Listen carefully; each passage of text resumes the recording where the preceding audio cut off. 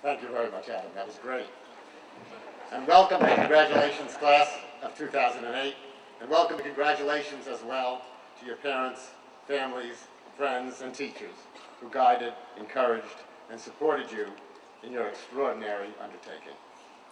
Thank you, graduates, for providing, by dint of your hard and creative work, the basis for this celebration, and for your individual contributions to the quality of this college, for which we share such affection and such esteem. We look forward to your stream of accomplishments, both large and small, for which we will, of course, be very pleased to take partial credit, and to your continuing attachment to a community which promises you a very, very warm welcome whenever you return. In this same year that you assume your status as alumni of the college, Netta Shinbaum, after more than 25 years of service in McCabe Library, is retiring from our staff. And James Kurth, Claude C. Smith Professor of Political Science, and Richard Schuldenfrei, Professor of Philosophy, are retiring from our faculty. Please join me in thanking these very special members of our community for their important part.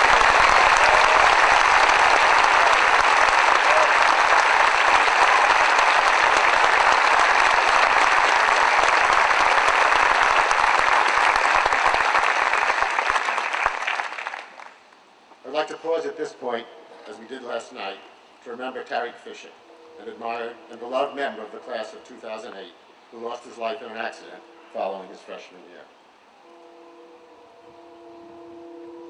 Thank you. Among the greatest privileges of being president of this remarkable institution has been coming to know its alumni, whose number you each join today. Their passion for ideas and experience, their personal warmth, their outstanding achievements, and their affection and admiration for Swarthmore are constant sources of joy and of pride. As inspiring, and perhaps even more distinguishing, are the rigor of their intellect, the sensitivity and complexity of their ethical judgment, and the analysis, care, and resolve they invariably invest in seeking to advance the broader conditions of humanity. Swarthmore graduates persist in imagining a world that will offer security, nutrition, health care, education, respect, personal freedoms, political participation, and opportunity to everyone. They persist in applying their exacting and creative habits of mind not only to their professional success, but also to better understand how that more ideal world can be built. They persist in judging leadership, policy, and action in light of the most comprehensive understanding they can assemble, and in terms of how that leadership, policy, and action will not only affect their own communities and nations, but impede or hasten the realization of that better world. And across whatever careers they pursue, Swarthmore graduates persist in striving to align the manner and purposes of their own lives with contributing to the knowledge, the beauty, the productivity, the justice, the inclusion, the environmental responsibility, and the resolution of conflict that will create that more humane world. This might sound simply like the marketing strategy of a shrewd college president, or maybe just the pure fantasy of an overly proud and optimistic one. But I assure you that the more I come to know the alums of this college, and to see what they have accomplished and why, the more I listen to those who work with and for them, and to the many, the very many, who have been inspired by them, the more consistent and powerful the support I find for that characterization that I propose.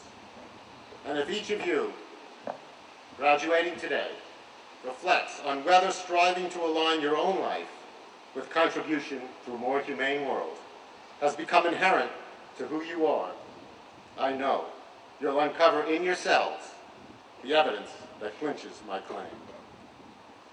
I suggest the two core traditions of this college and their reflections in current practice are fundamentally responsible for this unmatched educational legacy. First, honors. Launched by President Ada Locke and the Swarthmore faculty in the 1920s, it declared Swarthmore's unabashed commitment to independent, rigorous, and creative thought. Over time, that commitment, still epitomized in honors, has come to define the nature and the expectation of the college's academic program as a whole. And second, the Quaker tradition, which established as an ethical cornerstone of this college's institutional culture the imperative to listen to others and accord them respect and care.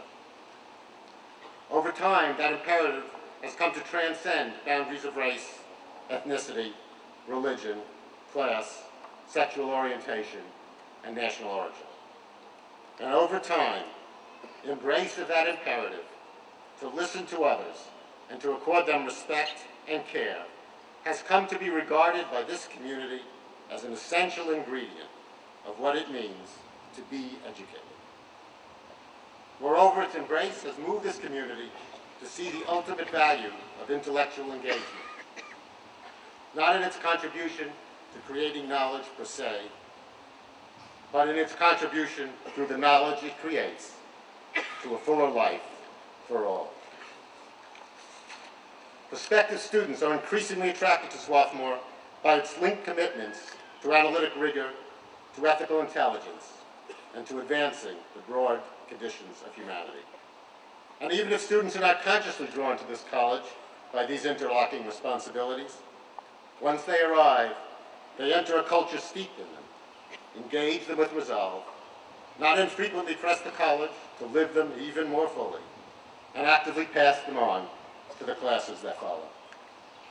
National foundations and collegial institutions more than ever base their heightened sense of esteem for Swarthmore in these very distinguishing dimensions of our mission and practice. Donors more than ever find in them their inspiration to invest. And I believe it is in identifying with them and building on them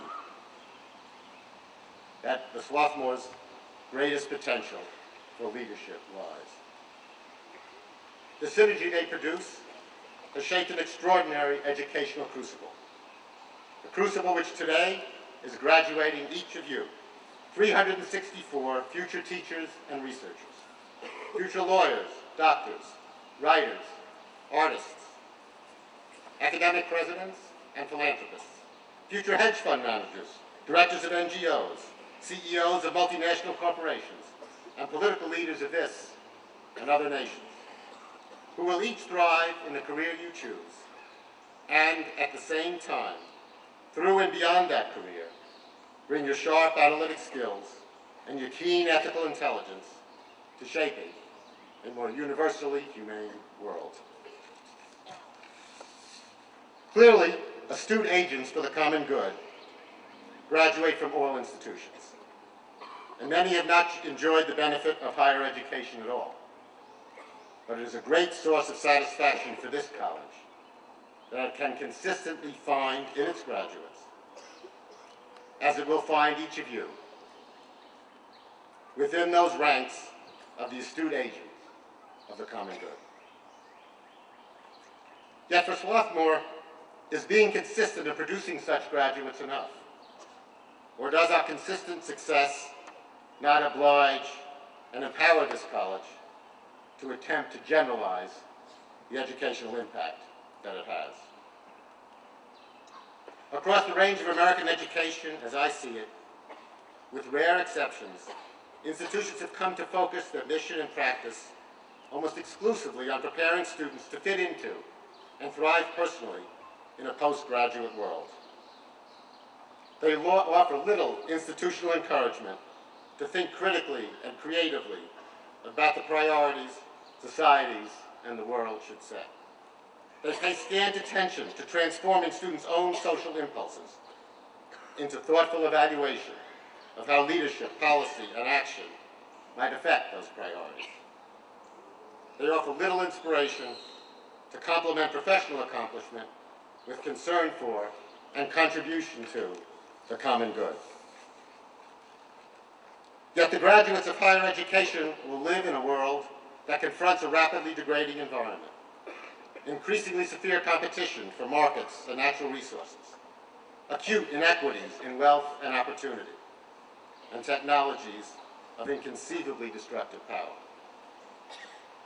They will live in a world in which sustaining democracies, productivity, peace, and the planet itself hinge on citizenries and leadership, ready to take into account the consequences of their decisions for all human beings and for the world they all share.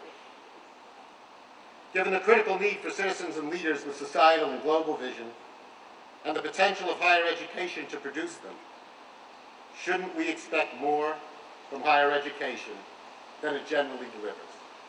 Given the enormous financial resources devoted to higher education in the form of public funds, family expenses, and philanthropy, and the enormous energies devoted to it by faculty, staff, and students themselves,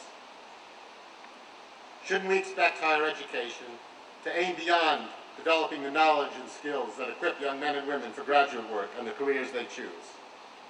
In the value realm, shouldn't higher education seek to foster more than academic honesty, personal integrity, and in some measure, interpersonal respect? Shouldn't a BA or a BS degree come to promise, along with all the other wonderful things it already implies, that the bearer is prepared as a citizen and leader to engage responsibility for a better society and a better world? Higher education has begun in preliminary ways to act on this more demanding expectation. Community-based learning, for example, has risen as a means to expose students to social conditions and perspectives they would otherwise be unlikely to encounter, while prompting them to envision a world in which everyone is a stakeholder. And Project Pericles, launched by Jean Lang, cherished mentor and benefactor of this institution, has galvanized 22 colleges and universities to place developing civic and social responsibility among the central components of their educational missions. These initiatives represent important first steps towards a redefinition of purpose and of possibility. Now I believe it is time to ask higher education to stretch its conception of what it can and it must accomplish, to call on the full range of American institutions to produce graduates who are consistently prepared not only for careers, but for addressing, with analytic caution and optimistic resolve, the concerns of a larger world. As responding to this educational mandate comes to be recognized as not only possible, but urgent, faculty and leaders of student life will develop their own curricular and co-curricular structures that deliver more specifically on it. But the change I foresee will primarily be manifest in an expansion of the perceived purpose of learning and of education itself, rather than any major shift in the content of what is taught. Academic disciplines will continue to play their core roles in intellectual formation and career preparation. But students will come more consciously and deliberately to draw on the knowledge and skills those disciplines offer, just as Swarthmore students do, to also engage the responsibilities to the common good newly expected of them. In the late 1980s, the call to diversify faculty, students, staff, and curricula ran out to an audience not yet comfortable with the idea. Yet as consciousness developed over the critical need for academic institutions to offer access to all segments of America's population and to create educational contexts enriched by the talents and perspectives of the whole society, the case for diversity rapidly gained traction and very considerable progress was achieved. As this new mandate itself begins to gain traction, it will likewise raise concerns about possible effects on the quality of the intellectual and educational enterprise, and likewise raise doubts over whether so radical an innovation can be accomplished. But the model Swarthmore provides is the response to these concerns. This college has demonstrated that placing intellectual life at the service of the common good, rather than compromise its quality, infuses that life with enhanced significance, and that placing higher education at the service of the common good only directs higher education more fully towards what our societies and world must expect from it. I ask each of you, very soon to be graduates of this educational treasure, to support its distinctive qualities and its continuing success in every way you can. Help Swarthmore to be an even more persuasive model of the kind of undergraduate education a productive, humane, and stable world requires. And in living this college's legacy, be unabashed in your own efforts to determine and act on the societal and global good. Visions rooted in them carry an educational force that can be as transformative for others as your Swarthmore education has been for you. Swarthmore takes great pride in you and looks forward with great anticipation to the combined impact the class of 2008 will have on the broader conditions of humanity, both directly and through forging a more demanding expectation of the purposes and accomplishments of higher education. Warmest congratulations to each and to all of you. Thank you.